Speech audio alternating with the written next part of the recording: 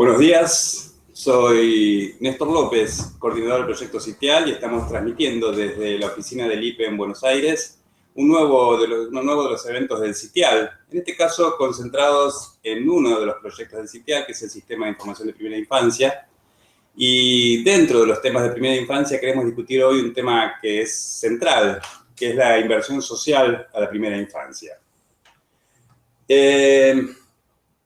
Lo que vamos a estar discutiendo hoy son los hallazgos principales de un estudio que estuvimos haciendo en el transcurso del año pasado, que tiene su origen en los orígenes del sistema de información de primera infancia. Cuando desde la OI y el IPE y UNESCO Buenos Aires se decide avanzar en la creación del sistema de información de primera infancia, se dice, bueno, que si uno quiere armar un observatorio sobre la situación de la primera infancia, es fundamental que el encuadre sea desde la perspectiva de la Convención, de la perspectiva de los derechos de la niñez. Y entonces ahí decíamos, bueno, entonces este observatorio, este sistema de información, no solamente tiene que mirar a los niños y a sus familias, que son los sujetos de derechos, sino que fundamentalmente tiene que mirar al Estado, que es el garante de derechos. O sea, una mirada de la situación social, la situación de la niñez, de la perspectiva de derechos, es no solamente mirar en qué medida los niños están haciendo un pleno ejercicio de los derechos, sino también seguir de cerca el proceso de transformación que van teniendo los estados de la región en tanto garantes de los derechos de la niñez. Y si ustedes entran al Sistema de Información de Primera Infancia, al SIPI, lo que van a ver es que la estructura del SIPI tiene esa lógica, ¿no? Por un lado, información sobre la niñez, pero por otro lado, mucha información sobre qué están haciendo los estados de la región orientados a la primera infancia. Aparece toda la normativa que regula los estados y la relación entre estado, niñez y familia, y aparecen también una identificación de las principales políticas que están llevando adelante los países también orientados a la primera infancia. Pero cuando pensábamos el sistema de información, decíamos que ahí tenía que haber una tercera pata de lo que tiene que ver con el Estado y los compromisos que el Estado asume en relación a la infancia, que es tratar de dimensionar cuál es el esfuerzo real que hacen los Estados para garantizar los derechos a la niñez en los primeros años de vida. Y ya en el documento inicial del SIPI, que está publicado en el sitio, ahí en el SIPI, en las publicaciones, en los libros digitales, aparece la referencia a que esa tercera pata va a ser precisamente resuelta a través de un análisis de la inversión social orientada a la primera infancia. Este documento se hizo hace ya 7 años, cuando se diseñó el SIPI, y cuando se pone en funcionamiento, el SIPI resuelve claramente el tema de indicadores o información que tiene que ver con la situación de la niñez y la familia, resuelve el tema de las normativas, el tema de las políticas, pero nos quedaba pendiente avanzar en lo que tiene que ver con la inversión social orientada a la primera infancia. Fue así que hizo posible este avance una especial alianza que se hizo desde este proyecto con la Oficina Regional de UNICEF para América Latina, donde empezamos a conversar con ellos la posibilidad de hacer este estudio, ¿no? Entonces, fue así que se hizo un trabajo que está publicado en este momento ya en varios sitios, pero en particular yo les cuento que está en el sitio del SIPI, ¿no? Que se llama La inversión en la primera infancia en América Latina, propuesta metodológica y análisis en países seleccionados de la región. Ese estudio se hizo en Argentina, Colombia, Costa Rica, El Salvador, Guatemala, Honduras, México, Paraguay y Perú. Y en ese sentido, quiero agradecer en particular a toda la gente de UNICEF que nos ayudó en esto. Desde la oficina regional tenemos a Joaquín González Alemán, a María Elena Úbeda y a Gerardo Escaroz. Y luego, en cada uno de esos 9 países, hubo colegas responsables en cada una de esas oficinas que movilizaban recursos y pusieron a disposición también equipos técnicos que nos ayudaban a conseguir la información, a validar los datos y demás, y también discutieron ellos cada uno de las versiones preliminares de este documento, por lo cual también va un agradecimiento a cada uno de los colegas de las 9 oficinas que participaron de este estudio, en particular la oficina argentina, Sebastián Gualgras, que por estar aquí en Buenos Aires con nosotros también tuvo que absorber buena parte de tareas de gestión, administración y demás, por lo cual va un especial agradecimiento a todos ellos. Fue así que en este acuerdo, en este acercamiento, este esfuerzo que hizo la oficina regional, involucrando a 9 de los países de la región, fue posible hacer este estudio.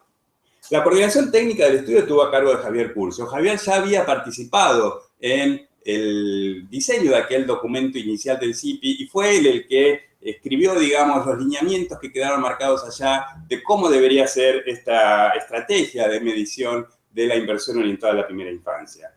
Fue él el que tuvo la coordinación técnica del estudio y por consiguiente nos parece más que oportuno conversar con él, que nos cuente un poco, bueno, cómo fue el proceso, qué sale cuando uno empieza digamos, a revolver ese tipo de información, a indagar, a buscar, qué es lo que se puede decir, qué es lo que todavía falta, qué implicancias tiene. Un poco son esas las preguntas que quiero hacerle a Javier como una manera de motivarlo para que nos cuente un poco los principales ejes de ese estudio.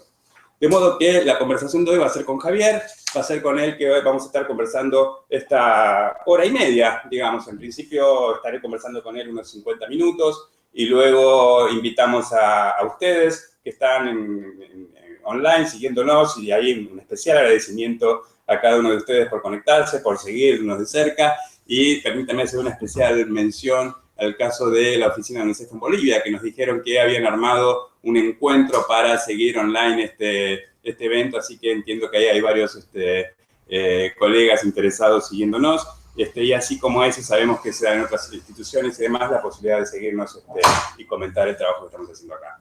Entonces, primero conversaré yo con Javier y luego queda abierta la posibilidad de recibir preguntas y comentarios de parte de ustedes para poder profundizar en el conocimiento de este trabajo que además está online, el estudio principal y los correspondientes a cada uno de los 9 países, ustedes lo van a poder bajar del sitio del CIPI. Javier Curcio es licenciado en Economía, graduado en la Universidad de Buenos Aires, especializado en monitoreo y evaluación de políticas públicas, economía de la política social y política fiscal. Actualmente se desempeña como subdirector del Departamento de Economía de la Facultad de Ciencias Económicas de la UBA, investigador docente adjunto regular de la Universidad Nacional de General Sarmiento y profesor adjunto regular de la materia Finanzas Públicas de la Facultad de Ciencias Económicas de la UBA y docentes en maestrías en diferentes universidades. Es consultor de organismos internacionales como CEPAL, ONU-SIDA, PNUD, UNESCO, UNICEF, Banco Mundial y BID, diferentes áreas del sector público en varios países de la región de América Latina. Trabajó como especialista en inversión social en UNICEF entre 2004 y 2008 y como asesor de diferentes órganos de gobierno argentino. Autor de numerosos trabajos sobre políticas públicas, inversión social, economía de la educación y protección y seguridad social. Así que bueno, hola Javier. Buen día, mucho gusto. Muy interesado para poder conversar y poder discutir sobre estos temas que son de mucho interés para nuestros países, la región latinoamericana y el Caribe. Bueno, gracias. La verdad, debería ser un gracias primero por haber, desde un principio, instalado el tema en el CIPI hace ya varios años. Gracias por haber aceptado luego el desafío de poder hacer este estudio y de estar acá hoy con nosotros para poder compartir los aprendizajes, los hallazgos, los desafíos que tenemos ahí.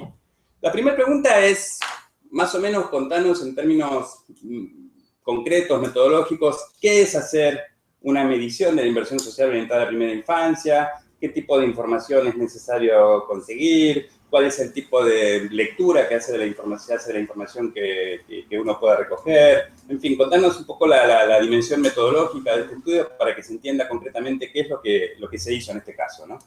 Sí, si acaso para entrar a los aspectos metodológicos con más profundidad, me parece interesante completar la mirada conceptual de cómo entra esta pata de medición y el seguimiento de información en el CIPI, mencionando el rol que a partir del artículo 4 de la Convención de los Derechos del Niño y el mandato que tienen los países para trabajar en la mejora y la protección de la inversión social, se enmarca en esta lógica del cumplimiento de los derechos, ¿no es cierto? El artículo 4 de la Convención de los Derechos del Niño establece que los estados tienen que garantizar hasta el máximo los recursos disponibles para dar cumplimiento a los derechos, en particular los económicos, sociales y culturales que se vinculan con la niñez. Lo que hicimos, si bien comentaste en el marco del CIPI, es poder bajar ese abordaje y esa conceptualización a la situación de la primera infancia. Para eso, una de las primeras cosas que necesitamos saber es cuál es ese esfuerzo financiero que están haciendo los países, que hacemos las sociedades a través del sector público y en la vinculación con el sector privado, la cooperación internacional. El artículo 4 es un poco más largo que eso que mencioné así muy esquemáticamente, para dar cumplimiento a esos derechos. ¿Hasta qué punto la inversión financiera de los recursos públicos y de los recursos privados acompaña a esas políticas para dar cumplimiento a esos derechos?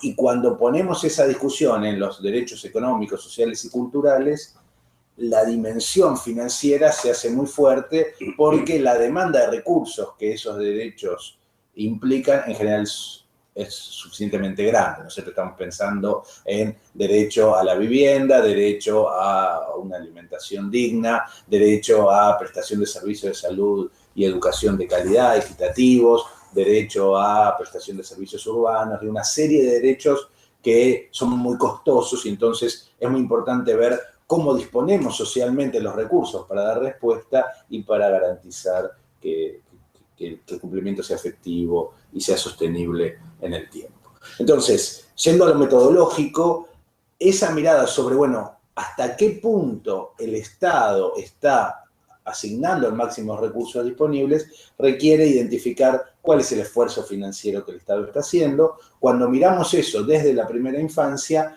encontramos metodológicamente una serie de dimensiones que son importantes tener en cuenta para considerar el análisis, siempre una pretensión que cruza todo el CIPI, que es la de buscar comparabilidad y también aprendizajes de cooperación horizontal cruzados entre distintos países. Entonces tratamos de hacer lo más armónica posible una metodología que identifique las especificidades y las heterogeneidades de cada región, de cada país, pero que a su vez nos permita tener ciertos grados de comparabilidad y generar aprendizajes de unos casos con otros, ¿no es cierto? Entonces, en los hechos, esta situación implica generar un nuevo indicador que hasta este momento no existe o no existía. Digo, en rigor de verdad hay que reconocer que hay una serie de antecedentes que nos posicionan en este lugar después de casi 25 años de trabajo de mediciones de estos esfuerzos financieros, donde los primeros trabajos son aquellos de mediados de los 90 en Brasil, alguna cosa de Sudáfrica, alguna experiencia de Estados Unidos mirando particularmente la situación de las madres, y hay, digo, experiencias que se fueron sucediendo hacia final del siglo pasado, digamos, desde el surgimiento de la Convención hasta el fin de siglo, y un reimpulso más fuerte en lo que podemos llamar el auge, digamos, de la primera década del siglo XXI en América Latina, donde muchos países aprovecharon de alguna manera ese proceso de expansión de políticas públicas para poder dimensionar, identificar estos esfuerzos de manera más amplia. Colaboró con nosotros de alguna manera en este estudio también el ICEFI de Centroamérica, que ellos también han tenido antecedentes de este tipo, y bueno, también cabe agradecer el aporte que ellos hicieron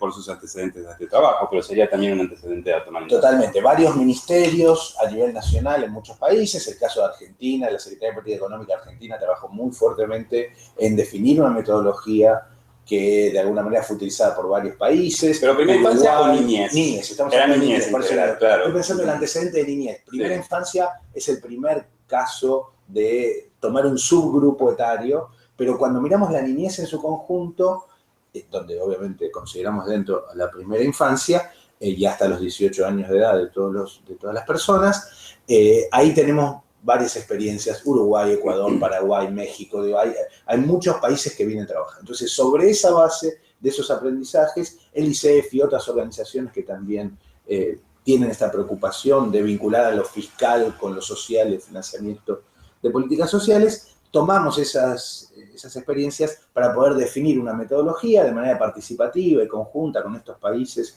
que de alguna manera se autoseleccionaron para participar en esta primera etapa que vos mencionabas, y con el asesoramiento del ICEF y otras organizaciones que identificamos ahí 6 dimensiones para analizar metodológicamente cómo construíamos este dato con la idea de poder hacerlo comparable, seguible en el tiempo y que de alguna manera nos dé una pista de cómo va evolucionando y se establece ese esquema. Para decir rápidamente las dimensiones, digo, están los detalles en el trabajo, pero digo, por un lado, una de las cuestiones a definir es cuál es la franja etaria en la que estamos trabajando. Si bien hablamos de la primera infancia de manera general, este rango de edad tiene cierta especificidad en distintas en distintos países, entonces buscamos la forma de identificar un núcleo de, digamos, edad hasta el comienzo de la edad de la escuela primaria, digamos, como concepto, con algunos matices entre los 7 años, los 6, los 5, dependiendo de la situación de cada uno de los países. Esa es la primera dimensión. La segunda es lo que llamamos la cobertura jurisdiccional, que tiene que ver con cuáles son los niveles de gobierno en los que se establecen las políticas sociales que dan respuesta como políticas públicas para el Estado. Ahí tenemos, en general, países que son más centralizados, otros que son más descentralizados, países con estructuras federales, otros con estructuras más unitarias, otros donde el gobierno central avanza más que los niveles regionales, otros en el ámbito local. En el ideal, en el horizonte, digamos, lo que tratamos de hacer es construir el mapa del esfuerzo del Estado coordinadamente de todos los niveles de gobierno, un mapa completo de ese esquema. Eso no necesariamente se logra muy fácilmente en los distintos países. Piensen, Brasil tiene 5.000 municipios, claro. Argentina 2.000 y pico, digo, y hay que pensar las políticas públicas de cada una de esas unidades administrativas. Entonces, buscamos una forma de generar consenso respecto a cuál es la cobertura jurisdiccional, y tienen todos los detalles en el trabajo de cómo se organizan las distintas coberturas en los distintos países y cómo se consolidan las transferencias que un nivel de gobierno le hace a otro y cómo se organizan estas articulaciones entre niveles de gobierno, donde un nivel de gobierno quizás financia, otro ejecuta. Lo que tratamos de hacer es mirar desde el punto de vista ejecutor quién se hace cargo de implementar las políticas públicas y analizamos el financiamiento de manera complementaria. La tercera de las 6 dimensiones que mencionaba tiene que ver con la base del registro de gasto. Es una cuestión muy técnica, pero tratamos de trabajar con el devengado, se llama base de devengado, de acuerdo a los consensos que también como antecedente de este tipo de medición podemos pensar los acuerdos que los distintos países hicieron en el ámbito del Manual de Estadísticas de Finanzas Públicas, donde se reconoce a la base de devengado como el mejor momento de registro para dar seguimiento, que tiene que ver específicamente con en qué momento esa política pública se está implementando y los frutos de esa política pública están dando frutos, ¿no es cierto? Bueno, la cuarta dimensión tiene que ver con lo que llamamos el universo funcional del gasto, y ahí hay una discusión interesante porque siempre hablamos de inversión social, o sea, la asignación de recursos que se resumen en la lógica de los servicios sociales, en la prestación de los servicios sociales. Esa es una de las 4 grandes funciones que desarrollan los estados en función de los acuerdos de este manual de seguimiento de las estadísticas públicas. Las otras 3 son el gasto en funcionamiento del Estado, el gasto en lo que hace a la prestación de servicios económicos y el gasto en el pago de servicios de la deuda, los intereses de la deuda pública. Esos otros 3 funciones o grandes finalidades que desarrollan los estados también tienen que ver con la niñez y con la primera infancia. En una primera mirada, lo que hacemos es tratar de circunscribir la mirada a la situación de lo que llamamos el gasto social o la inversión social. Un poco vamos a hacer una referencia sobre la terminología de estas dos palabras, dejando afuera el resto de las preocupaciones, sin perder de vista que en el resto de esas finalidades también hay interés de cumplimiento de derechos relacionados con la primera infancia. La obra pública no entra entonces. La obra pública entra siempre y cuando se relacione con servicios sociales. Digo, la conformación de una escuela para dictar servicios educativos es parte de la función educativa. No una autopista, aunque uno no entiende que también es una inversión que de alguna manera puede incidir en la calidad de... Que, por ejemplo, acerca un camino barrial que acerca a los chicos al servicio de salud, exacto, digamos, ¿no? O al centro de atención de cuidado y demás. Eso no está incluido. Pero hay otras cuestiones que incluso más directas todavía, como un programa de refugio de chicos que depende del Ministerio de Justicia en la función justicia o judicial, no entra dentro de lo que serían servicios sociales porque hace la función de gobierno que es la administración de justicia. Esto quizás sea técnico, pero hay algunas funciones de muy importante cumplimiento de los derechos de la primera infancia que en principio dejaríamos afuera, aunque cuando son claramente, como esta que mencioné, o el seguimiento de trabajo infantil, o algún otro tipo de iniciativas, el registro de identidad, que muchas veces está dentro de los ministerios de Interior, que no forman parte del servicio social, los documentos de identidad, etcétera, lo que tiene que ver con el derecho a la identidad, esas funciones las incorporamos de manera ad hoc, digamos, hay un núcleo que es lo que sería la inversión social y ad hoc se incorporan este tipo de situaciones. Eso es lo que hace al cuarto universo, la cuarta dimensión, que es el universo funcional.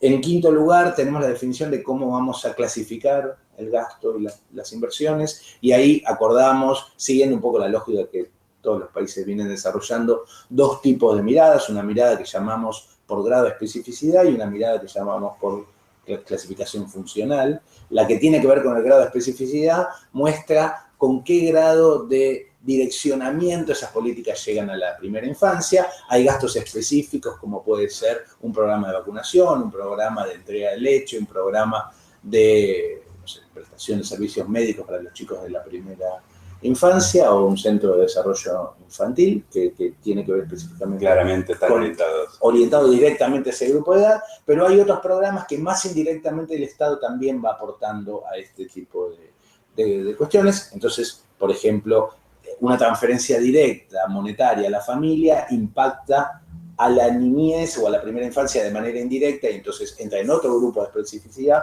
donde ahí la preocupación del Estado está en mejorar la situación de la familia para que indirectamente llegue a los chicos de la primera infancia. Hay el mejoramiento de caminos que decías antes, por ejemplo, uno podría pensarlo como un gasto más amplio, donde toda la sociedad se beneficia, pero la primera infancia está incorporado. Programas, por ejemplo, de donaciones de órganos, programas de otro tipo de programas que son más amplios para la sociedad en su conjunto, y donde la primera infancia tiene una parte, cierta lógica. La segunda clasificación es la clasificación funcional, y ahí tenemos 10 funciones en las que decimos, bueno, el esfuerzo financiero que hace el Estado en la primera infancia se puede clasificar en educación, salud, cuidado, nutrición, cuestiones que tienen que ver con la protección, desarrollo de condiciones de vida. Hay distintas funciones siguiendo la clasificación que surge de este acuerdo que ya mencioné, articulado alrededor del Fondo Monetario. Entonces, tenemos esa clasificación con algunos matices también entre distintos países. Y por último, la periodicidad. Acordamos en este primer abordaje, que tuvo un fuerte énfasis en la definición metodológica y un primer acercamiento a la situación de los países, utilizar el último año cerrado, que en general fue el año 2014, y alguna referencia hacia atrás que tenía que ver con el año anterior, o alguna referencia de interés para cada uno de los países. Esos datos los encuentran en cada una de estas. Ok, a partir de ahí queda una matriz clara de lo que hay que salir a buscar. Digamos, uno tiene claro entonces, tomando estos 6 criterios y teniendo claro el objetivo, uno puede hacer una matriz muy precisa de qué hay que salir a buscar. Ahora, cuando uno sale a buscar esta información, y sobre todo considerando que sí son 9 países donde sospecho que las situaciones deben ser muy diferentes, ¿con qué se encuentra uno? ¿Existe esa información? ¿La generan los estados? ¿Está accesible? ¿Cuál es más o menos el panorama de la realidad que apareció cuando se empezó a hacer este trabajo?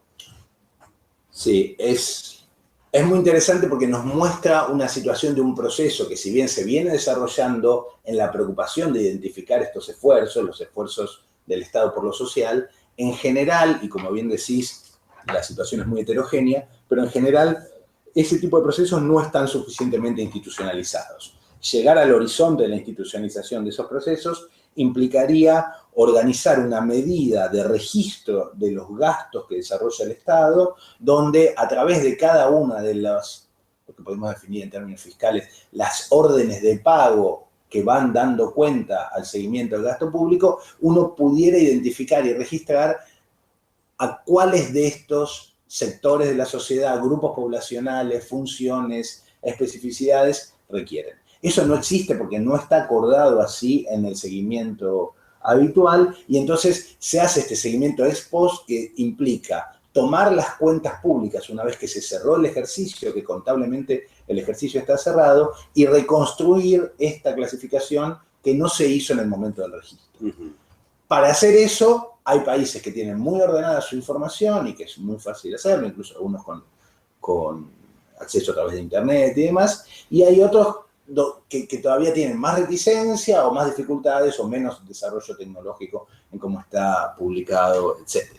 Ahí hay yo creo que hay como una doble preocupación y esquema de desafíos por delante en términos de trabajo. Por un lado, en poder identificar mejores registros contables en lo que sería el seguimiento de las cuentas públicas en las distintas fases, digamos, de implementación de las políticas, y en segundo lugar, poder identificar mejor cuáles son las políticas que están detrás de esos registros, porque no necesariamente la forma en que se registra nos da cuenta rápidamente de cuál es la política que está detrás. Entonces, ahí hay que buscar lo que nosotros llamamos distribuidores de gasto, clasificadores de programas, está toda la lógica de gestión programática del presupuesto, la gestión por resultados, lo que hace a identificar el presupuesto en programas, y demás, que ayuda a este proceso, pero que implica una reconstrucción artesanal de un proceso que no está pensado con esa lógica de institucionalidad. Bien, ahí la expectativa es, de alguna manera, que este trabajo también nos ayude a ir marcando un horizonte en términos de incidir en las formas de producir un conjunto básico de indicadores, de información, ¿no? Podemos pensarlo como un paso más en un proceso. Hay algunos países que ya avanzaron bastante en esta lógica y que incorporan, por ejemplo, en su ley de presupuesto, un capítulo que tiene que ver con la mirada de cuánto de ese presupuesto se destina a la niñez. No a la primera infancia, claro, pero sí a la niñez, que es un avance. Bueno, la primera infancia sería una profundización de esa mirada. En el horizonte, lo que podríamos tratar de identificar y clasificar es, sentando a las áreas de Hacienda, de contabilidad, del Tesoro, del presupuesto público, del seguimiento del presupuesto público, cómo podemos clasificar a estas inversiones mirando por grupos de edad cómo distribuimos esos esfuerzos. Entonces, tenemos la preocupación, por un lado, de los adultos mayores, que tienen sus, digamos, esquemas de seguimiento, o las organizaciones que defienden sus derechos y sus preocupaciones, sus intereses. Por otro lado, tenemos los niños dentro de los 18 años de edad, dentro de esa gran franja de edad de niñez, podemos pensar en la primera infancia, lo que podemos llamar más edad escolar o niñez intermedia, la adolescencia, la primera juventud, ya entrando fuera de la lógica de la niñez, los adultos más jóvenes, los adultos en edad media, los adultos mayores. Uno puede ir clasificando, en función de ciertos intereses, esta forma de identificar al Estado, no en las miradas tradicionales de identificar sus esfuerzos, que tenía que ver con, por ejemplo, qué provincia o qué región o qué estado es el que demanda más o menos recursos, o cuál es el sector que se lleva más recursos, si son los jubilados o son las áreas de salud, o tiene que ver con los gastos de defensa, digo, otro tipo de miradas que sí son una preocupación más instalada, institucionalizada, sino pensar en grupos poblacionales con mayor vulnerabilidad, con dificultades, con derechos por cumplir, que demanden también ajustes y asignaciones específicas de estos recursos. Bueno, a ver, y contanos así brevemente los principales hallazgos del estudio. O sea, ¿dónde pondrías el foco si tuvieras que seleccionar los hallazgos más fuertes que...? Sí, el trabajo fue un trabajo muy interesante de sentar a discutir en una misma mesa, digamos, por un lado, a los distintos actores de los sectores sociales que implementan estas políticas con las áreas de Hacienda o de presupuesto, de los ministerios de Finanzas o de Economía, que se encargan de financiar esas políticas. Entonces, por ese lado, esa discusión metodológica nos da una serie de, digamos, me parece, aprendizajes interesantes para generar ganancias en términos de organizar ese doble vínculo necesario en la desconfianza que tradicionalmente, históricamente, tienen los sectores respecto de las restrictivas cajas que manejan las áreas de Hacienda, y por otro lado, los sectores de Hacienda que tienen también en sus lógicas, digamos, una preocupación por cuidar el gasto y por mantener bajo control las múltiples demandas, ¿no es cierto? Entonces, poder sentar en una misma mesa, discutir, analizar de qué manera se puede identificar mejor qué es lo que se está logrando con las políticas, para qué surgen las necesidades de los recursos, etcétera, es un camino muy provechoso que se vislumbra a través de esta cuestión, si uno quiere, lateral, que es sentar en la misma mesa a discutir a estos distintos sectores. En muchos casos, esa discusión se dio mediada por las oficinas del UNICEF, como vos bien dijiste, y es un rol que también las organizaciones de la sociedad civil y los organismos multilaterales pueden tener y favorecer a superar esas desconfianzas y esos esquemas. En términos más concretos sobre los datos que surgen de esta primera aplicación, con todas las aclaraciones metodológicas que implican las restricciones en términos de comparabilidad, que ahí están bastante detalladas en el trabajo, yo hice algunas referencias un poco en este resumen, lo que podemos decir es que hay mucha heterogeneidad respecto de los distintos indicadores que podamos ver. Cuando lo miramos en términos del Producto Interno Bruto, o sea, del esfuerzo, del ingreso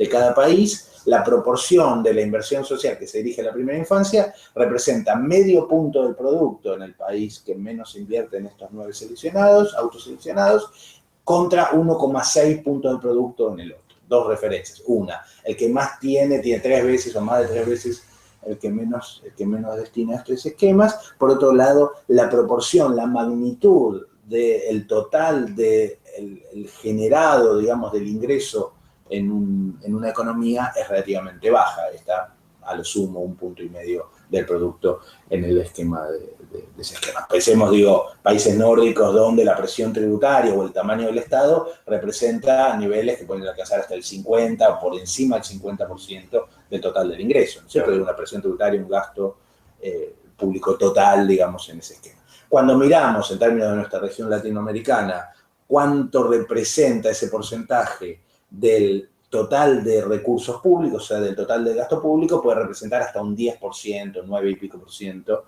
en alguno de estos países. Y si miramos lo que sería la inversión social total, o sea, no solamente la que tiene que ver con la primera infancia, sino con el total de la sociedad, representa hasta un 14% en términos de primera infancia. O sea, el 14% de lo que va dirigido a la sociedad va a la primera infancia de lo que serían las inversiones sociales o el gasto social. Cuando miramos ese esquema ajustado por lo que llamamos paridad de poder de compra, un indicador internacional que nos trata de identificar más o menos costos equivalentes en los distintos países, lo que tenemos es que en términos per cápita, viendo cuántos chicos viven en cada uno de estos países y suponiendo que la distribución es uniforme, supuesto muy fuerte porque no lo es, todos los temas de distribución quedan invisibilizados detrás de esto. Después creo que vamos a hablar un poquito de desafíos respecto de qué es lo que no nos dice todavía este tipo de miradas, pero suponiendo que no hubiera problemas de equidad, digamos, en la distribución, tendríamos que hay países que invierten casi como $2.300 por año por niño en la primera infancia, versus en el otro extremo, otros que están cerca de los $300. Eso implica una distancia de 7 veces homogeneizada por paridad de poder de compra. Hay que tener en cuenta que los países tienen niveles de riqueza relativa diferentes, que también tienen necesidades diferentes, cuestiones demográficas diferentes, costos de producción de servicios diferentes, pero 7 veces es una distancia que nos da muestra de una heterogeneidad de una región muy desigual. No es ninguna novedad porque todos sabemos el grado de desigualdad que eso genera, ¿no es cierto? Y cuando miramos en términos de grado de especificidad y de lo que llamamos la clasificación funcional, lo que encontramos es que hay un acento fuerte en las políticas que se dirigen específicamente a la primera infancia. Eso quiere decir que hay una preocupación dentro del total de las políticas que hacen los estados para garantizar los derechos, en pensar políticas específicas para la primera infancia. Y por otro lado, en términos funcionales, eso se vincula muy fuertemente con cuestiones de salud. En general, la primera gran partida de estos análisis tiene que ver con salud, y en algunos casos complementado con cuidado, atención y educación en lo que podemos llamar los centros de desarrollo integral o ese tipo de prestaciones. Esas son como las dos grandes funciones que abarcan la gran mayoría de estas políticas. Eso puede representar más del 50% del total del gasto en primera infancia. En un tercer lugar, en algunos casos tenemos lo que podemos definir como el gasto en ayuda directa, que son las transferencias monetarias, detrás en general de lo que llaman las conditional cash transfers, ¿no es cierto? Los programas de transferencias monetarias condicionados. Hay muchos países que incluyen a la primera infancia dentro de este esquema de destinatarios de políticas sociales, donde la preocupación es darle un ingreso a la familia para que la familia tenga un ingreso mínimo, un ingreso suficiente para garantizar ciertos consumos y cumplimiento de ciertos derechos dentro de eso. En el otro extremo hay algunas partidas que tienen muy poco financiamiento, los problemas de protección, por ejemplo, donde hay muchos de los derechos vulnerados suelen tener pocos recursos, en algunos casos porque las demandas de esos recursos son bajos, pero cuando miramos específicamente, cuando ponemos la lupa sobre distintos sectores, encontramos que en general los países tienen muchas carencias en políticas de protección, y eso también tiene su correlato en baja inversión financiera relativa en relación con esas cuestiones. ¿Cuál sería un parámetro para saber si el grado y la estructura de inversión que tiene un país es adecuado o no? ¿Cuán lejos está de un horizonte deseable? O sea, ¿con qué criterio uno lee un dato y le puede dar un juicio de valor a ese dato? Para poder responder bien esa pregunta, tendríamos que tener instalada una medición comparable que en algún momento hacia eso estamos apuntando, ¿no es cierto? Digo, hoy en América Latina no tenemos un esquema de medición que nos pueda decir cuál es la inversión social, olvidémonos de la clasificación por franja de edad, cuál es la inversión social mirada de manera homogénea en los distintos países. O sea, no podemos saber, digo, podemos saber sectorialmente, en educación, en salud, hay algunos esfuerzos que hizo la División de Desarrollo Social de la CEPAL por avanzar en armonizar el seguimiento del gasto social o la inversión social en los países de la región, pero no tenemos un mapa completo de la inversión social. Cuando queremos clasificar eso todavía a nivel de grupo de edad, ese mapa se hace mucho más heterogéneo y mucho más diverso. Entonces, yo creo que hay que tomar estas primeras estimaciones como medidas relativas que nos den una mirada de cierta comparabilidad entre distintos países que tienen rasgos similares. Hay, como vos mencionaste, digo, situaciones muy distintas en los 9 países en los que trabajamos. Y lo otro interesante es que uno puede mirar la evolución de cada uno de esos países y ver cómo en la construcción de una serie a lo largo del tiempo, en la medida que se institucionalice y que se le vaya dando seguimiento oportuno a esta mirada, es cómo va avanzando el país contra sí mismo. Eso es más fácil de comparar que cuando lo miramos con otros países. Para poder hacer la comparabilidad internacional necesitamos acuerdos muy fuertes que tienen procesos importantes por delante.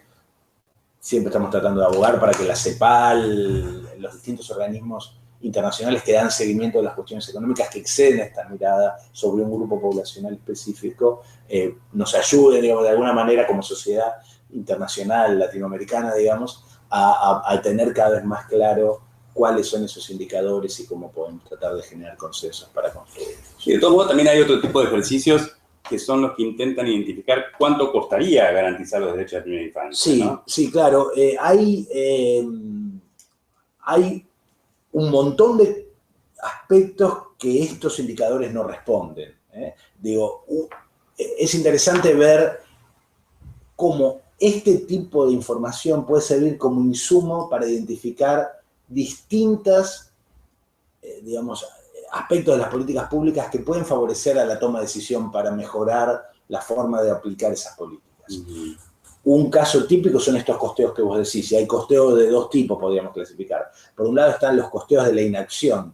¿Cuánto le cuesta a una sociedad no haber invertido oportunamente en la prevención de ciertas enfermedades? O no haber invertido oportunamente en educación de calidad para los chicos de los primeros años de vida. O no haber invertido en sistemas de desarrollo integral temprano y todas las implicancias de eso. Están los ejercicios, algunos que hizo la CEPAL, del costo del hambre, hay otros costos de años de vida perdidos por enfermedades catastróficas, hay varios de estos costos de la inacción, que podemos llamar, donde medimos cuánto nos podíamos haber ahorrado si hubiéramos invertido oportunamente, ¿no es cierto? Este tipo de... perdón. Este tipo de seguimientos de información nos dan insumos para poder hacer mejor esos análisis.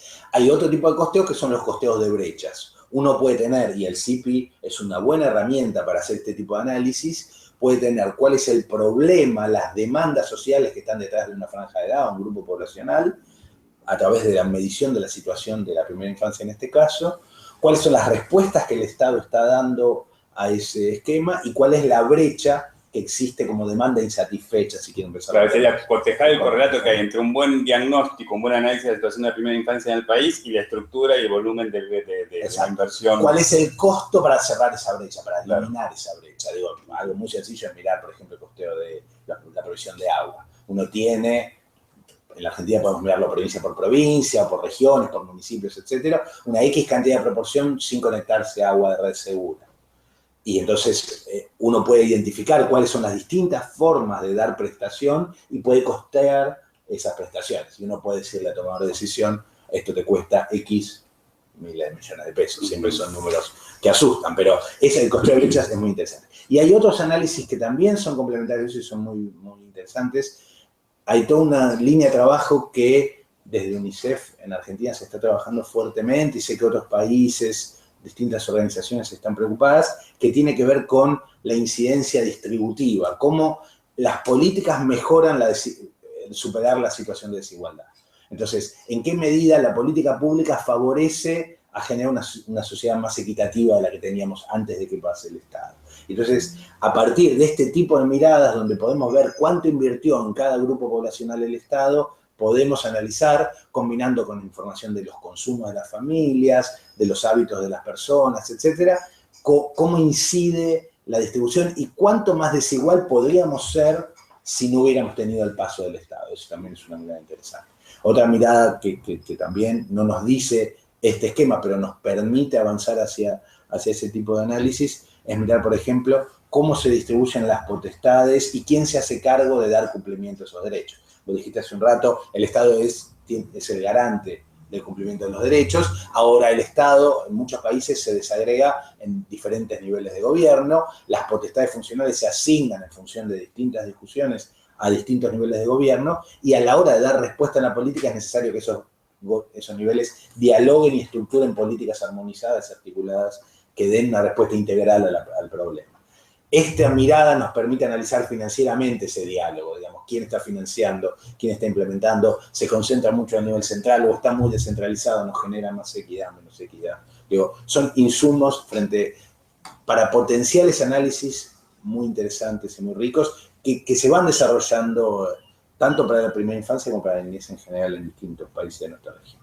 Me parece que la lectura de los resultados, y ya con los pocos datos que compartiste aquí con nosotros, alcanza para invitar a una reflexión más política. O sea, por un lado, cuando uno piensa simplemente en términos del porcentaje de la inversión social que va específicamente orientada a la primera infancia, uno ve que hay países que es más alto, que es más bajo. De alguna manera uno está diciendo, bueno, ¿en qué medida esta sociedad está realmente priorizando la primera infancia en el momento de hacer esta redefinición de recursos? Pero también cuando aparece la estructura de esa inversión, a dónde está orientada, tal vez lo que uno encuentra es una agenda todavía de una aproximación muy sectorial, clásica, digamos, a los temas de la primera infancia, donde de salud y demás. O sea, me parece que hay una tensión entre la agenda que uno puede vislumbrar o adivinar a través de estos primeros datos que presentás, o cuando uno los mira más desagregados en el estudio, y lo que debería ser una agenda de primera infancia a la que invita a la convención, digamos, ¿no? Con una visión mucho más integral de los derechos, donde aparecen otros temas, como decías vos, protección prácticamente no aparece, pero uno podría decir, bueno, la convención instala un conjunto de temas nuevos en la agenda pública que la estructura de inversión todavía no lo refleja, ¿no? O sea, me parece que este estudio también pone en evidencia cuál es el debate de la política pública real en primera infancia, más allá de... en muchos casos, incluso estos países, la mayoría de estos países en sus convenciones y demás tienen, o sea, todos estos países ratifican la convención, son todos países que se proponen como horizonte avanzar en ese esquema, pero la política real, la que se reduce efectivamente de la ejecución presupuestaria en la primera infancia, nos habla todavía de una agenda como más atravesada por una visión más sectorial clásica. ¿Hay algo de eso? Sí, yo creo que esta forma de analizar la política también cae en esa trampa, porque de alguna manera la mirada, la clasificación sectorial nos muestra esa mirada sin percibir la integralidad. En respuesta a esas discusiones, nosotros tratamos de incorporar esa mirada por el grado de especificidad de la política, y en todo caso, el cruce de las dos miradas creo que permiten profundizar un análisis más amplio, que tiene que ver con esto que mencionaba recién, que es ver, bueno, a partir de este diagnóstico de situación que tengo sobre qué demandas requiere este grupo poblacional en su integralidad y sus necesidades, más estas respuestas que estamos dando y que tenemos un mapa que nos permite mirarlo desde el punto de vista de cuán específica o inespecíficamente lo estamos haciendo, y por otro lado, cuáles son los sectores que están aportando, hacer una profundización, un análisis que tome esos elementos, que pueda avanzar en las definiciones y que nos dé respuestas, que nos pueda permitir avanzar en estas respuestas que son tan necesarias, cómo mejora la integralidad, en qué medida estoy logrando un buen diálogo inter e intrasectorial, digamos, ¿cierto?, al interior de cada uno de estos ministerios, de estas áreas, entre los ministerios y los consejos de políticas sociales, entre los ministerios y los consejos de políticas sociales y las áreas de Hacienda, y entre los distintos niveles de gobierno, ¿cierto? Es muy complejo el panorama, pero bueno, vamos aportando ese proceso y reconociendo esto como desafíos pendientes.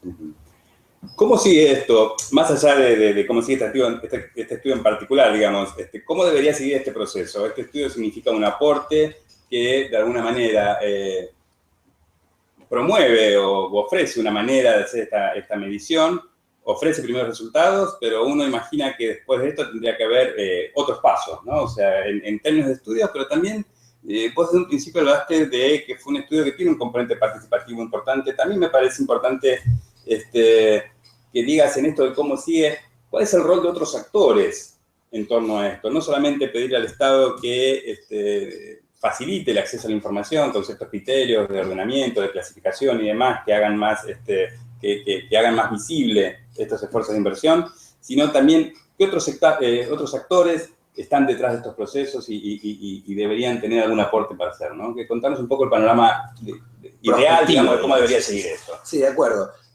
Yo creo que así como lo planteamos y como desde el inicio fue pensado, este es un paso que de alguna manera nos permite dejar instalada una serie de herramientas que puedan ser utilizadas de manera participativa para ir generando una institucionalidad hacia ese horizonte que queremos buscar, que es completar el mapa del esfuerzo financiero que hace el Estado y cómo a través de ese esquema aportamos a la definición de políticas públicas para mejorar la situación de la primera infancia y garantizar el cumplimiento de sus derechos. A mí me parece que hay como distintos ejes por los cuales este tipo de análisis podría avanzar. Por un lado, claramente hay todo un desafío en términos de institucionalización, sostenibilidad y periodicidad de este tipo de estudios. No sirve de nada si esta foto queda en un cajón y la podemos hacer un análisis ahora, etcétera, pero si no logramos identificar cómo evoluciona el diseño de políticas públicas a través de esta información y la información que van surgiendo de los distintos análisis. Entonces, idealmente, la idea de todo este proyecto y las distintas iniciativas que están trabajando detrás de esto, y creo yo, la del artículo 4 de la Convención, tiene que ver con ir instalando, con base en las áreas de Hacienda, de programación económica, de coordinación de políticas sociales, de coordinación de políticas públicas en los distintos estados, observatorios, miradas que pueden ir institucionando estos procesos. Ojalá logremos el camino de México, que es institucionalizarlo en la discusión presupuestaria, poder incorporar la variable franja de edad, niñez, en las clasificaciones presupuestarias y poder, decimos, incorporar a los niños, y en este caso a los niños más pequeños, en las discusiones presupuestarias. En el momento que los legisladores discuten cómo se va a asignar los recursos, está el lobby de las regiones para conseguir la obra pública para su sector, el lobby de los empleados de tal sector o de tal cuestión que buscan sostener sus recursos, etcétera, pero de alguna manera estos grupos poblacionales con mayor vulnerabilidad no están suficientemente representados, entonces es una forma de fortalecer y fomentar la representación de estos grupos más vulnerables a través de la institucionalización, algo así de lo que quise decir, pero se entendió, de estos procesos presupuestarios. Por otro lado, el desafío es poder maximizar la utilización de esta información, que es muy rica, pero que, como venimos diciendo, si no se profundiza en su utilización y análisis, no la subvaloramos y tendemos a perdernos parte de su riqueza. Entonces, este insumo tiene que ser fomentado en su utilización. Es importante que las organizaciones de la sociedad civil, y ahí es donde entra un poco, me parece, la segunda parte de tu pregunta, que es cuál es el rol que tienen los distintos actores sociales en este esquema. Creo que los centros de estudio, las universidades, las organizaciones de la sociedad civil que trabajan en análisis de políticas públicas tienen un camino importante para recorrer en, por un lado, demandarle a los estados que fortalezcan y favorezcan el acceso a este tipo de información, y por otro lado, en dar insumos para poder ampliar estos estudios, organizar estos análisis más profundos y dar respuesta a ese esquema. Creo que en esa lógica es posible fomentar la participación, incluso la participación de los niños.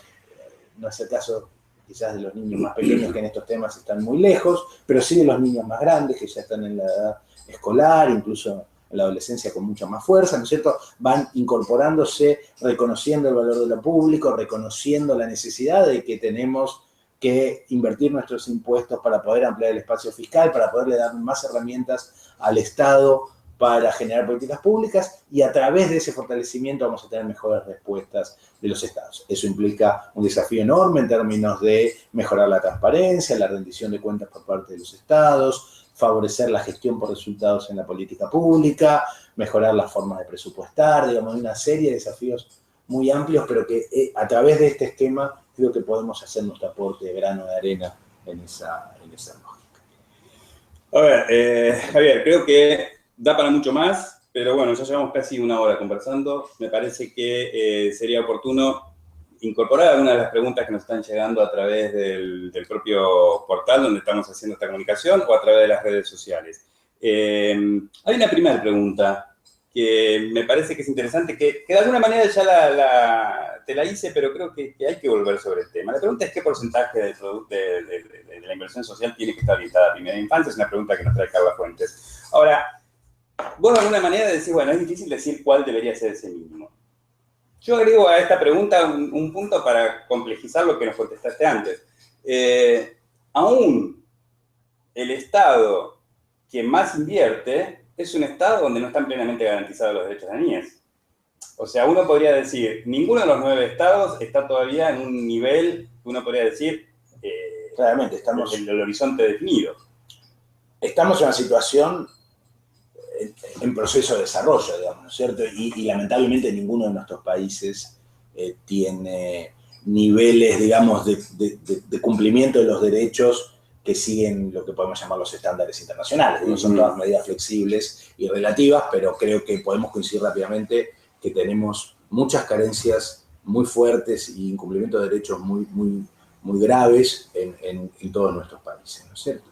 Ahora, yo, para ser un poquito provocativo también, discutimos entre nosotros, pero sabemos que el resto está ahí. En algún momento podemos ampliar la discusión. No soy muy proclive a estos pisos, digamos, ¿no? A los pisos de inversión en términos del producto, por varias razones. La menos importante es esto de que los estándares son móviles, ¿no es cierto? Entonces, pero uno podría ir adaptándolos, pero ahí tenemos un tema donde, bueno, y está toda la discusión que hicimos en Argentina y en varios países sobre el piso de inversión en términos del producto relacionado con la educación, ¿cierto? Con los servicios educativos. En este caso podríamos pensar, bueno, ¿cuál es el piso que tiene que ver con la inversión en la primera infancia o el piso por la niñez? Tenemos flexibilidad respecto de esos umbrales, pero además tenemos, digo, detrás de eso hay dos cuestiones técnicas que no podemos soslayar. Por un lado, hablar del 6%, del 8%, del 1,6% de un producto per cápita de $250 por año es muy distinto de hablar del 1,5% de un producto per cápita de $15.000 o $20.000 por año.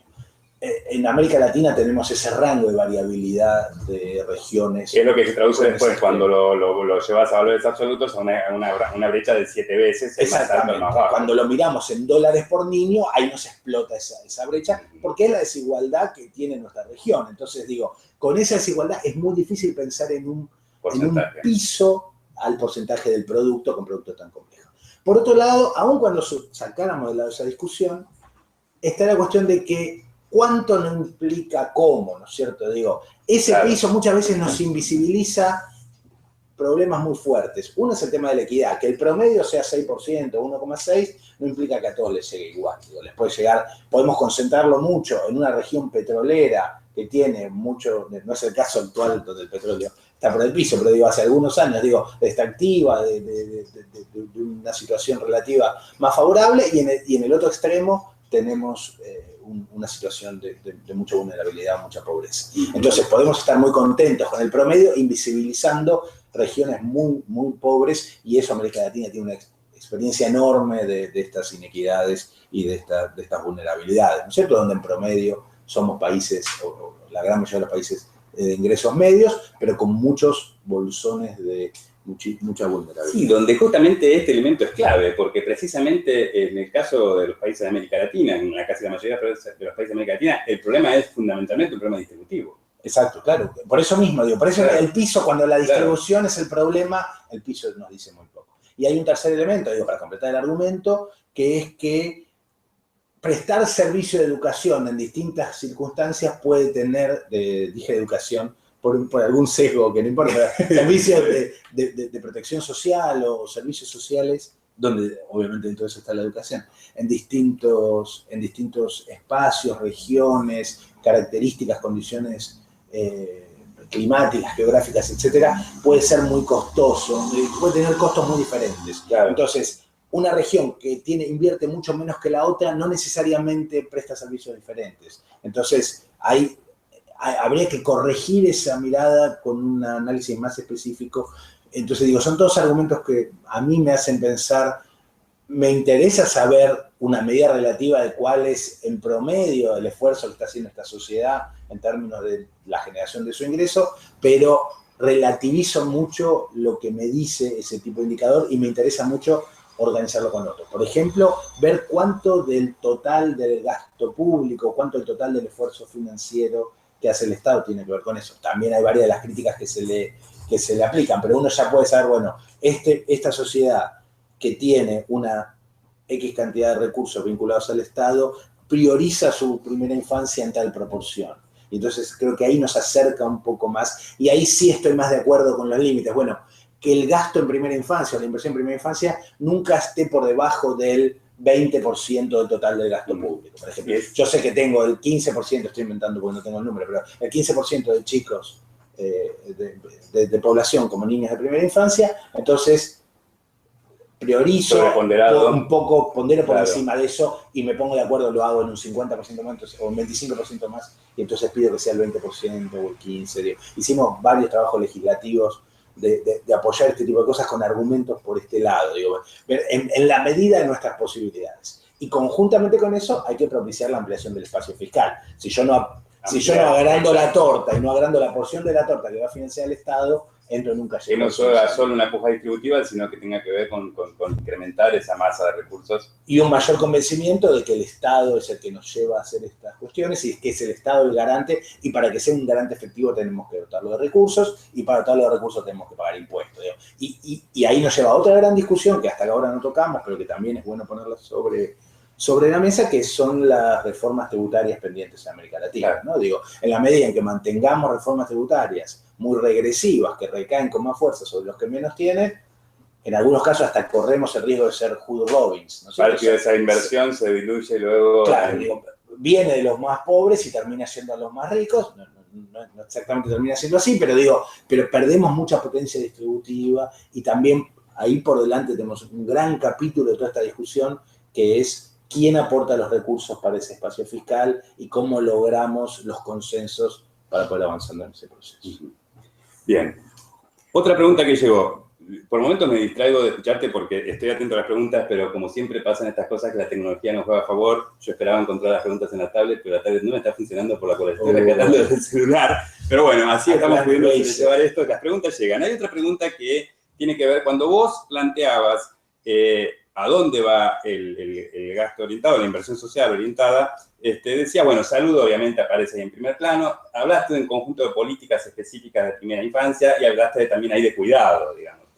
¿Podés agregar más qué aparecía en esos? ¿Te acordás más o menos qué tipo de políticas aparecían en cuidado, en salud? Sí. O sea, ¿qué? Nosotros en esas miradas nos perdemos muchos detalles. Nosotros, digo, lamentablemente esta mirada, esa mirada de agregación, trabaja con los grandes programas o las grandes líneas programáticas. ¿Qué es lo que está detrás de esos grandes programas? Nos lo perdemos en la pretensión de abarcar el universo, ¿no es cierto? Nosotros queremos saber el esfuerzo del universo y dentro de eso clasificarlo lo mejor posible, pero obviamente perdemos grado de especificidad por ese esquema. Lo que encontramos detrás de esto es desarrollo en muchos países detrás de los centros de desarrollo integral, digamos, ¿cierto? Que de alguna manera combinan algunas prestaciones de salud fuertemente con centros de atención primaria o prestaciones de salud vinculadas a la comunidad, con médicos comunitarios, ese tipo de discusiones, con algunas áreas vinculadas a lo educativo, en general educativo no formal, pero hay algún grado de formalización dependiendo de los países, y otro tipo de cuestiones que entran dentro de esa lógica, en algunos casos lo nutricional, algunos programas de mejora de la crianza, programas que tienen que ver con aprendizaje para las familias, para mejorar la nutrición, para mejorar aspectos de cuidado, de salud, de prevención de salud, para las madres, para los padres, etcétera, y algunas otras cuestiones que entran dentro de eso, como por ejemplo, en algunos casos lo que en Argentina se llaman guarderías para chicos, hijos de madres trabajadoras que están solas, u otro tipo de políticas sobre ese esquema. Pero es una respuesta incompleta porque no tenemos un panorama de qué es lo que pasa a nivel de cada uno de esos programas, sino, en todo caso, mi respuesta anterior de profundizar y poner la lupa lleva hacia ese lado. Si nos interesa, uno puede decir, bueno, yo puedo encontrar que en Costa Rica tanto por ciento se incluye dentro de cuidado y atención, o cuidado y educación. Entonces, a partir de eso y del listado programático, uno puede encarar un análisis sentando al área o a las áreas que corresponden a ese esquema, poniendo algún centro de estudios, algún área de planificación o de evaluación que también puede depender del mismo Estado, algún organismo, analizar específicamente, bueno, qué hace este país por el desarrollo integral temprano, o qué hace este país por el cuidado o por ciertas de estas funciones. Hay otra pregunta que es interesante, que es, bueno, ahora estamos hablando de cuantificar, pero nos invita a reflexionar más sobre qué sería calidad en la inversión. O sea, no alcanza, decía, bueno, no alcanza con el monto, también hay un cómo. Sí. El cómo antes hacías referencia a un cómo en términos equitativos, ¿no? Pero acá me parece que en general hay una cuestión de calidad que debería estar discutida. Mucho más compleja, diría, ¿no? Digo, cuando pensamos... Es una inversión bien invertida cualitativamente, digamos, ¿no? Cuando pensamos en calidad de la inversión, por un lado lo que buscamos es que se cumplan ciertos objetivos, digamos, que tiene que ver con la programación de políticas públicas, ¿no es cierto? Por un lado está la preocupación por la sostenibilidad. Las políticas tienen un cierto ciclo y muchas veces esas inversiones no logran los frutos si no se sostienen a lo largo del tiempo, ¿no es cierto? No sé, de un ciclo escolar o de una política que requiere una cantidad de tiempo. Y muchos de nuestros países flaquean en esta sostenibilidad y en esta continuidad. Muchas veces los ciclos económicos llevan a dejar políticas por la mitad. También, ¿no? Ciclos políticos, sí, no solamente económicos, bajo ese proceso. Entonces, ahí hay, un aspecto que me parece muy interesante, que es complementario a la mirada de equidad, que también habría que dar de este esquema, que tiene que ver con la sostenibilidad. Otra cuestión que también es importante tiene que ver con la efectividad y el cumplimiento de los objetivos para garantizar esos derechos. Ahí hay toda una discusión con mala prensa desde la perspectiva de la eficiencia, podemos decir, un poco de la instalación de las discusiones de los años anteriores, pero que no tenemos que perder de vista. Vivimos en un mundo de escasez, con recursos escasos, donde tenemos que lograr, digamos, maximizar los beneficios que surgen de esas políticas. Entonces, asegurarnos que esos recursos estén bien enfocados, que esos recursos den respuesta a las demandas que efectivamente la sociedad tiene, que se organicen de la mejor forma posible para garantizar los derechos, también es una preocupación que este tipo de análisis no resuelve, pero sí genera insumos que pueden favorecer otras prestaciones que tiene ese esquema. Entonces yo diría equidad, sostenibilidad, progresividad, efectividad de las políticas son ejes que nos llevan a analizar esta mirada más sobre la calidad de la inversión y no necesariamente con la cantidad. Hay otra pregunta que sumaría a esto, que es, ¿qué es gastar en forma eficiente? O sea, ¿también eficiencia uno diría que tendría que ser un elemento de calidad o cómo lo tomarías? El problema con la eficiencia es cómo medimos la eficiencia, ¿no es cierto? Digo, en el sentido de lo que mencionaba antes, donde la eficiencia es respuesta a reconocer la escasez y tratar de sacar el máximo beneficio de las políticas, creo que es fácilmente ponernos de acuerdo. El problema es cuando subestimamos qué es lo que estamos logrando con las políticas y entonces hacemos diagnósticos reduccionistas que nos llevan, por ejemplo, a cerrar una universidad porque no es tan eficiente estoy pensando en las discusiones de los 90, si se quiere, ¿no? No es tan eficiente como el gasto en educación primaria. Digo, hay que ser amplios en las miras de cuáles son esos impactos y cómo, qué es lo que estamos logrando con esas políticas, cuáles son los objetivos y cómo hacemos para lograrlos de la mejor forma posible. Hoy es el Día Internacional de la Mujer. Y me parece que también tenemos desde esta mirada la posibilidad de decir algo. O sea, yo creo que cuando vos hablabas de equidades e inequidades, uno está acostumbrado a hablar de equidades e inequidades en términos de estructura social, en términos territoriales y demás, sobre todo cuando analiza este tipo de información. Pero entiendo que también esta información nos puede orientar respecto a cuán equitativos o inequitativos son los estados en la inversión en términos de género, ¿no? Sí, es un complemento muy interesante y en rigor de verdad yo podría haber mencionado como antecedente de este tipo de miradas, de clasificaciones heterodoxas del presupuesto, clasificaciones novedosas del presupuesto, las miradas que se vienen haciendo desde más o menos finales de la década de los 80, analizando el presupuesto de una perspectiva de género, justamente con esta preocupación de identificar hasta qué punto las políticas públicas favorecen la disminución o la eliminación de esas brechas, de esa brecha de género en la sociedad, ¿no es cierto? Yo creo que ahí hay una doble mirada que desde lo fiscal es interesante para tener en cuenta. Por un lado, podemos identificar, así como acá miramos cuánto corresponde a niños, cuánto corresponde a adultos, cuánto corresponde a adultos mayores, niños de primera infancia, adolescentes, etcétera, cómo se distribuyen los recursos en función de la prestación de servicios de cada uno de las políticas que desarrolla el Estado entre grupos con más mujeres o más hombres. Si uno podría hacer una clasificación por género de presupuesto, hay varias experiencias en América Latina y también en Europa que avanzan en ese sentido. A mí me parece que esa mirada también, es interesante y podríamos complementarla desde este esquema. Creo que hay una mirada más profunda que también podría ser útil y que la lógica de la ambición de seguir avanzando es muy buena, que es poder medir en qué medida las políticas públicas favorecen la disminución de esas brechas. Entonces, no solamente me interesa saber cuál es la proporción de niñas que van a estos centros de desarrollo infantil o cuántos son los varones en proporción con las mujeres que recibieron tales esquemas de vacunas o lo que fuera, sino que también me interesa saber en qué medida una política favorece, por ejemplo, la inserción de manera más adecuada de la mujer en el mercado laboral, cuidando a los hijos que no tienen, en el ámbito de un ámbito público, o generando otro tipo de prestaciones, asignaciones familiares, de licencias, favoreciendo las licencias de los varones.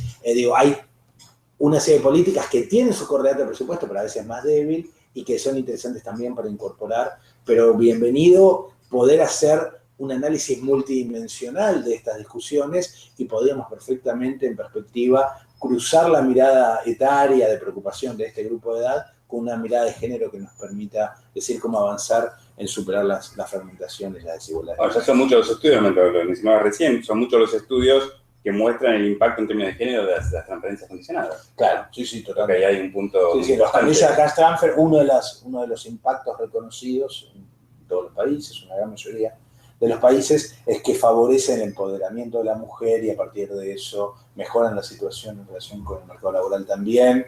Y en la relación intrafamiliar también. Y en la relación intrafamiliar, el uso de los recursos al interior de la familia y quizás un objetivo no explicitado en las políticas, pero sí un logro a partir de ese esquema. Y aquí nos escribe la diputada Gina Torres, de la Red Parlamentaria por la Niñez y Adolescencia de Bolivia. Hace dos preguntas. Una que por ahí se nos va un poco de tema, pero yo creo que podemos ligarla con el tema de inversión, que es, en nuestro país tenemos algunas políticas públicas a favor de la niñez y adolescencia. Sería importante contar con una ley de evaluación de estas políticas, de estos programas y proyectos. Tenemos entendido que Argentina está trabajando, o se aprobó recientemente una ley de evaluación de políticas sociales, si conoces algo al respecto. Pero a mí me parece que en este tema de evaluación de una política, ¿qué lugar tiene que ocupar el tema del componente inversión, ¿no? Sí, yo creo que... por ahí si conoces algo puntual de la pregunta de ella, se lo puedes comentar, pero más allá de la pregunta puntual, me parece que invita a una pregunta más general, ¿no? Sí, yo en algún momento lo dejé ahí un poco subterráneamente, pero me parece bueno ponerlo con más fuerza. El rol que esta mirada sobre el esfuerzo financiero tiene en los diferentes planes, programas, iniciativas que los diferentes países van desarrollando, tanto sea para la primera infancia como para la protección de derechos de los niños y otro tipo de iniciativas, es muy importante y celebro que estas iniciativas legislativas tengan capítulos financieros que nos permitan aterrizar a la política pública esta expresión de deseos que muchas veces en épocas previas nos dejaba en el aire estas prioridades o estas iniciativas, ¿no es cierto? Argentina tiene como experiencia, tanto en el marco de la Ley 26061 de protección de derechos, un capítulo específico que tiene que ver con la cuestión financiera y el cumplimiento del artículo 4 de los derechos del niño. Digo, parte de este proceso se apoya con la Ley de Protección de Derechos y a finales del año pasado se aprobó una ley relacionada con la primera infancia que todavía no está instrumentada, pero que tiene también una mención al financiamiento, sin establecer un piso, pero preocupándose por monitorear cuál es el esfuerzo financiero que incorporan esas políticas de primera infancia en relación con ese esquema. Son discusiones complejas porque muchas veces la intersectorialidad y esa integralidad es difícil de monitorear desde el punto de vista presupuestario y financiero, por todo lo que veníamos diciendo, pero creo que es interesante y es muy bueno que los mecanismos, los sistemas de evaluación, los sistemas de seguimiento de políticas públicas reconozcan esta preocupación y le exijan a las secretarías de Hacienda, a los seguimientos, a las áreas contables, a la contabilidad pública, además, información que pueda aportar al monitoreo desde el punto de vista fiscal y financiero, además del cumplimiento de los objetivos, de los indicadores, de las políticas que nos proponemos hacer en marco de esos planes. Tenemos que acompañar esto con recursos que nos garantice esa sostenibilidad, esa continuidad y esa progresividad en el cumplimiento de las políticas. Ahora, el rol del ámbito legislativo es clave. Sin dudas, desde la historia de nuestra conformación de los estados, digamos, occidentales, democráticos. ¿Qué experiencias conoces en la región? Digo, no, que aporten a este debate. No, quiero decir, digo, el rol... No, claro, pero en este tema recursos particular, o sea, de alguna manera incidir en esta estructura de... Absolutamente. Hay una iniciativa interesante que es Parlamentarios por la Evaluación, que se está desarrollando a nivel regional, entiendo con sede en Panamá, y sé que UNICEF estuvo trabajando en ese esquema, que nuclea a parlamentarios que trabajan en mejorar estos sistemas de evaluación. En Argentina hay varios proyectos que están prosperando y creo que, digo, vamos, hay por distintos lugares, digamos, una abogacía, digamos, y un incentivo para poder avanzar en ese proceso que es muy complejo y que requiere muchos acuerdos y todavía, digo, no, lamentablemente estamos lejos de la meta, ¿no es cierto? Pero eso necesitamos. Cuando yo mencionaba la situación de México, por ejemplo, México o Chile o Colombia avanzaron mucho en relación con la evaluación por encima del resto de los países en la región. El caso de México específicamente tiene dentro de su discusión presupuestaria una mirada sobre la inversión en la niñez. Entonces, ese es un ejemplo que tenemos que mirar muy cerca y estamos trabajando. Tuvimos en Argentina algún acercamiento con la Secretaría de Hacienda también para trabajar, tratar de traer eso. En Argentina, en uno de los mensajes de la ley de presupuesto, incorporamos la variable niñez y eso es un paso que también tenemos que valorar, pero lamentablemente el avance es un poco más errático. Otros, digo, la cultura de la evaluación en Chile avanza también con mucha fuerza y creo que incorporar la cuestión financiera es muy importante. Hay muchas organizaciones que están trabajando en eso y me parece muy pertinente el comentario en incorporar dentro de la evaluación de políticas públicas este tipo de miradas y el ámbito del CIP y de esta metodología puede ser un aporte, un grano de arena en ese sentido. Sí, porque hay otra pregunta, que es un tema que hablamos, pero que también hiciste referencia a tu participación ahí asesorando en algún proyecto de ley, pero creo que me parece que es importante enfatizar, que es esta idea de la importancia de marcar un piso, ¿no? Para que no haya otras prioridades. En esta sin ninguna duda. No, creo que ahí hay más allá de la evaluación, en la inversión social en general, así como estamos habituados a encontrar que por ley se define la inversión que tiene que haber en educación, está más instalado ese debate, ¿no? Ese horizonte del 6% y que hay países que ya tienen una ley al respecto y todo. No hay todavía un desarrollo de este tipo de ideas en lo que es primera infancia, en lo que es otras áreas, lo que es cuidado, lo que es la protección. Me parece que ahí hay también un ámbito vacante sí, que el espacio legislativo tiene mucho para avanzar. Seguro es el ámbito legislativo en el que el más oportuno para organizar este esquema, en atención a la necesidad de generar equilibrios macrofiscales, que no quiere decir déficit cero, sino déficit controlables, ¿no es cierto? es importante que tengamos claro cuáles son, digamos, las formas de armonizar y organizar esos pisos entre los distintos sectores. Porque nosotros en esta mesa estamos abogando por la primera infancia, pero en una mesa al lado se aboga por los adultos mayores, en la de más allá con los chicos con discapacidad, y en la tercera o la cuarta por otros temas. Entonces, todas esas demandas son atendibles. Organizar esas demandas tiene que ver claramente con el ejercicio del presupuesto público. Yo estoy de acuerdo con los pisos en relación con el total del gasto público. Lo que decía es que no estoy de acuerdo con los pisos en relación con los porcentajes del producto, por todos esos argumentos que había mencionado. Exacto. Pero creo que una vez que definimos que esta sociedad va a invertir el 40% de su ingreso en el Estado, en políticas públicas, y de ese 40% vamos a tener el total de gasto público, digamos que es sostenible en el ámbito fiscal y socioeconómico que se relaciona con esa cuestión fiscal. Ahí podemos decir, bueno, 20% de eso tiene que ir a primera infancia, tanto irá para los adultos mayores, y me parece que ese tipo de pisos son interesantes y son discusiones que es importante batallar y que se encuentran con resistencias muy fuertes. De nuevo, este tipo de ejercicios que estamos presentando acá son insumos necesarios para ese esquema, para uno poder defender si ese piso tiene que ser del 20 o del 12 o de X%, necesita información objetiva que nos permita organizar esas discusiones, y creo que la mirada comparada con otros países, la mirada de evolución de los últimos años, el avance en los distintos sectores, etcétera, nos ayuda a poder ir favoreciendo ese tipo de debates. Decías que en lo que es específico a primera infancia no hay antecedentes, sí hay antecedentes en lo que tiene que ver con medición de la niñez en general. Entiendo que tampoco hay antecedentes en otras regiones, ni siquiera en lo que podríamos denominar... Nosotros nos encontramos, hicimos un relevamiento bastante exhaustivo y no encontramos este tipo de especificidad completamente. Pero que hay una pregunta que invita a una comparación entre estos resultados y lo que podría ser el mundo desarrollado, digamos, en lo que tiene que ver con medición de la niñez. ¿Sí tuviste la oportunidad de comparar resultados de lo que es la región con otras regiones? Sí, cuando comparamos, la OECD hizo algún análisis sobre medición de inversión en niñez. Actualmente el BID hizo un trabajo que hizo una comparación de distintos países en relación con algunos países de Europa.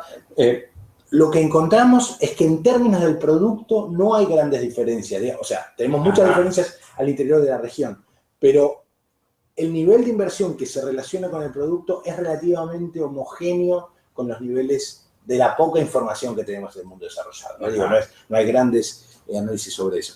Y yo creo que parte de la explicación tiene que ver con estas otras discusiones que decíamos antes. Una cosa es el 8% o el 9% del producto del producto medio de Latinoamérica, y otra cosa es el 9 o el 8% del producto medio de la OECD, de los países de la OECD o de los países más desarrollados. Y al interior de los países de la OECD, la variabilidad que uno encuentra entre las distintas regiones de Alemania o de España o de no sé, digo, cualquier país con un nivel de desarrollo mayor, es mucho más baja.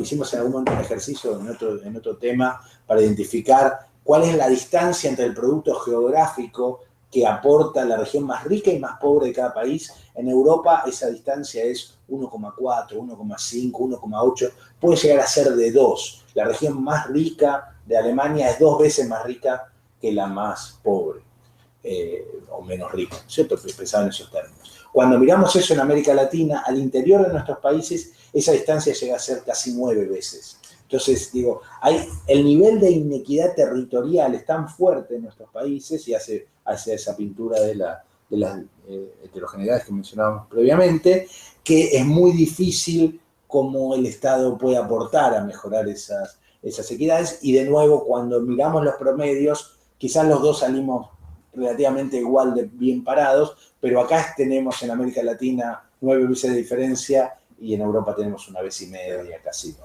Entonces eso parte de mucho mayor, lo cual implica, claro, o sea, estamos manejando una base presupuestaria más baja con desafíos mucho más grandes, que tiene que ver precisamente con este planteo de la iniquidad. Una última pregunta, por ahí muy puntual, pero para ir cerrando, es ¿en el componente de educación. El componente de educación, claramente hay una definición que es no se toma educación primaria, porque consideramos el tema de educación inicial, o sea, en primera infancia lo tomamos como la edad hasta el ingreso a la primaria. Hay una definición metodológica, porque hay países que están tomando, en general está la tendencia a tomar primera infancia hasta los 8 años, pero aún en el caso de los chicos de 8 años, la inversión orientada a educación primaria acá explícitamente se decidió sacar. Exacto. ¿Qué aparece de esa educación preprimaria en términos de volumen y cuando ustedes analizaban los programas y demás, ¿qué hay ahí adentro? Nosotros lo que incorporamos en esta medición es solamente la educación de chicos menores de 8 años que no está formalizada como educación primaria, digamos, como educación básica, ¿no es cierto? Porque lo que ya está internalizado como educación básica lo consideramos parte de lo que sería la inversión en niñez escolarizada fuera de la primera infancia. Entonces, ahí lo que hay son programas que tienen que ver básicamente con este desarrollo integral, digamos, ¿no es cierto? Donde la educación en general es una educación no formal, o son programas que de alguna manera buscan al chico que no accede por la vía formal a la educación, y de nuevo, mirar con profundidad ese tipo de políticas requiere un análisis específico que se nos escapa en la mirada general, ¿no es cierto? Nosotros lo que tenemos acá, lo que encontramos, son algunas políticas que tienen que ver con la inserción temprana en el sector educativo, que tienen que ver con acompañar a la familia para que el chico pueda ir a la escuela, con mejorar lo que podemos definir como las condiciones de educabilidad, ese tipo de cuestiones, pero no entramos dentro de la educación escolarizada, digamos, la educación formal en el ámbito de la educación básica. Bien. Digo, el tema es interesante y es relevante porque también cuando uno piensa en políticas de cuidado, toda esta educación en los primeros años de vida forma parte de estas políticas de cuidado de alguna manera. O sea, me parece que hay un tema conceptual que es interesante de mantener vivo, que es, uno suele tomar como políticas de cuidado políticas muy específicas de la atención al niño, y en general ahí se amplía como buena parte de este espectro de acciones que están orientadas a la educación en la primera infancia como parte de este paquete de políticas de cuidado. Iríamos cerrando, quedan muy pocos minutos, ya me parece que nos da para abrir más preguntas. Simplemente yo quiero, en principio, invitar a quienes están viendo este video a ver el documento en la página del CIPI. Les recuerdo exactamente, el nombre del documento es La inversión en primera infancia en América Latina, propuesta metodológica y análisis en países seleccionados de la región. Hay una versión corta del estudio, sintética, acompañada por el análisis de cada uno de los 9 países, o sea, está el documento principal y un documento por cada uno de los países: Argentina, Colombia, Costa Rica, El Salvador, Guatemala, Honduras, México, Paraguay y Perú. Está próxima a salir una versión integral, el informe completo, que es un documento ya de muchas páginas, con un análisis en detalle de toda esta información. Esto está muy pronto a terminarse, está en procesos finales de edición, así que también les avisaremos cuando lo tengamos online, ahí van a poder ver en detalle todo este estudio del que estuvimos conversando, estudio cuya coordinación técnica estuvo a cargo de Javier.